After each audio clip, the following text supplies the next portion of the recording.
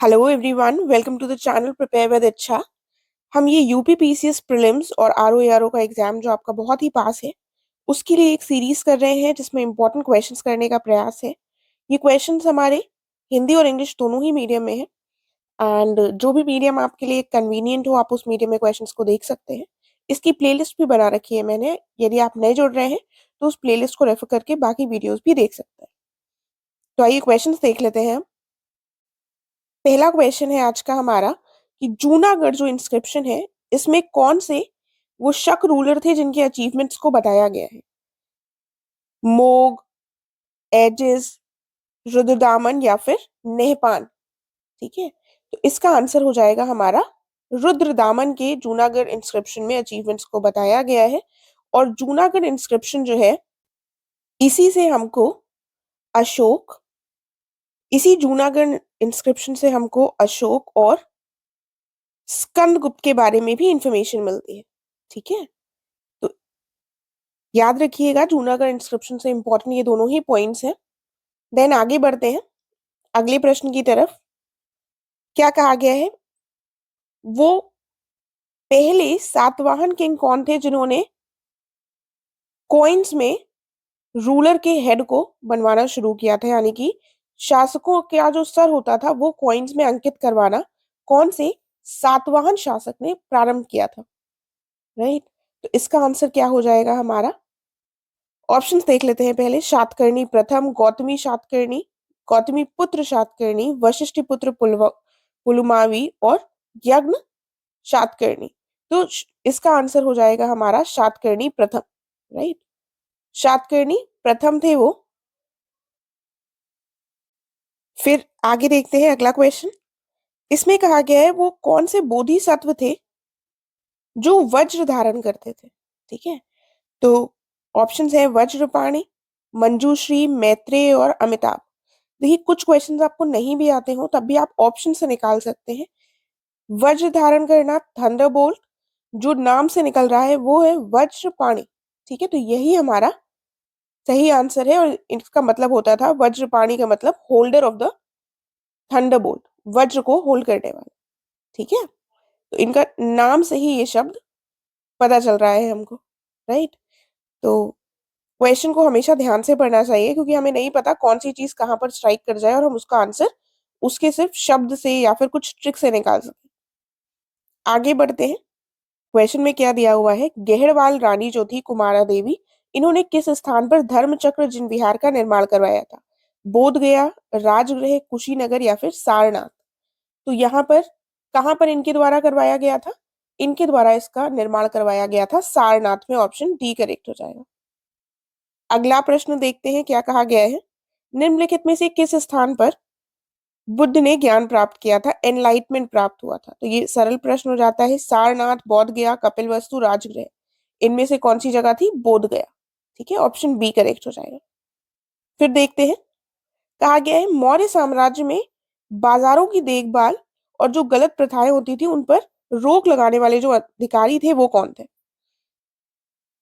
संस्था अध्यक्ष, सीता अध्यक्ष, अखाड़ा अध्यक्ष या फिर मान्य अध्यक्ष। ठीक है, तो यहाँ पर कौन सा आंसर हो जाएगा हमारा, यहाँ पर हमारा आंसर हो जाएगा करेक्ट संस्था अध्यक्ष या फिर संस्था अध्यक्ष, ऑप्शन ए। नेक्स्ट प्रश्न देखते हैं क्या कहा गया है। इसमें कहा गया है मौर्य सम्राट जो अशोक थे इनमें से किस में उनको अशोक वर्धन के नाम से रेफर किया गया है। जूनागढ़ अभिलेख में मैंने बताया, जूनागढ़ अभिलेख में अशोक के बारे में भी इंफॉर्मेशन मिलती है। पुराणों में नित्तूर जो लघु शिलालेख है उनका, यानी कि माइनर रॉक एडिक्ट या फिर मास्की एडिक्ट। ठीक है, मास्की शिलालेख। तो कहां पर मिलती है इनको ऐसी इंफॉर्मेशन कि इनको अशोकवर्धन कहा गया है, पुराणों से। ऑप्शन बी करेक्ट हो जाएगा। आगे बढ़ते हैं अगले प्रश्न की तरफ। क्या कहा गया है, क्वेश्चन क्या दिया हुआ है, उत्तर वैदिक युग की मान्यताओं के अनुसार निम्नलिखित में से कौन से देवता लोकतांत्रिक ढंग से चुने गए थे। प्रजापति, आदित्य, वासु, ठीक है, वसुस या फिर अश्विन। तो किसको डेमोक्रेटिकली इलेक्ट किया गया था, वो कौन से ऐसे रूलर, सॉरी लेटर वैदिक एज के भगवान थे, ठीक है, कौन से ऐसे देवता थे जिसके लिए ऐसी मान्यता कही जाती है। तो यहाँ पर हमारा आंसर हो जाएगा प्रजापति, ऑप्शन ए करेक्ट हो जाएगा। राइट। तो अगर ऐसे क्वेश्चंस आपने पहले नहीं देखे हैं, आपने नहीं पढ़ा है, तो टेंशन की जरूरत नहीं, बस इनको रट लीजिए, ज्यादा आपको इसकी डिटेल देखने की जरूरत नहीं है। फिर आगे क्या दिया हुआ है, क्वेश्चन में कहा गया है इनमें से किस सम्राट ने व्यवहार समता और दंड समता के दो कानून बनाए थे, दो कानून लागू करवाए थे, चंद्रगुप्त मौर्य अशोक, चंद्रगुप्त विक्रमादित्य और समुद्रगुप्त। तो वो कौन से थे जिन्होंने ये दो कानून लागू करवाए थे, वो हो जाएंगे हमारे अशोक, ऑप्शन बी करेक्ट होगा।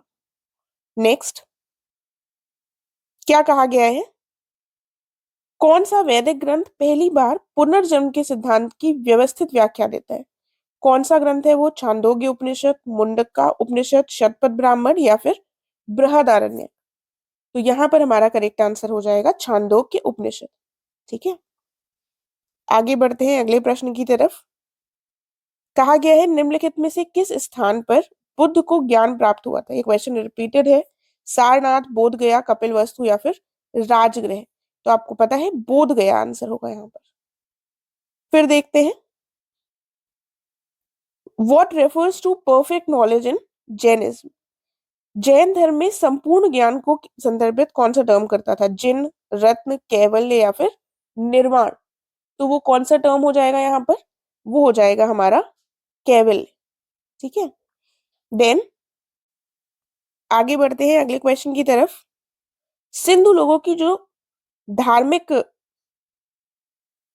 एविडेंसेस प्राप्त हुए हैं, जो धार्मिक प्रतिमाएं प्राप्त हुई हैं, उसमें क्या क्या प्राप्त हुआ है हमको, सील्स और सीलिंग्स, छवियां और मूर्तियां यानी कि इमेजेस और स्टैचूज, टेराकोटा और फिगरीन्स, टेराकोटा की मूर्तियां या फिर उपरोक्त सभी।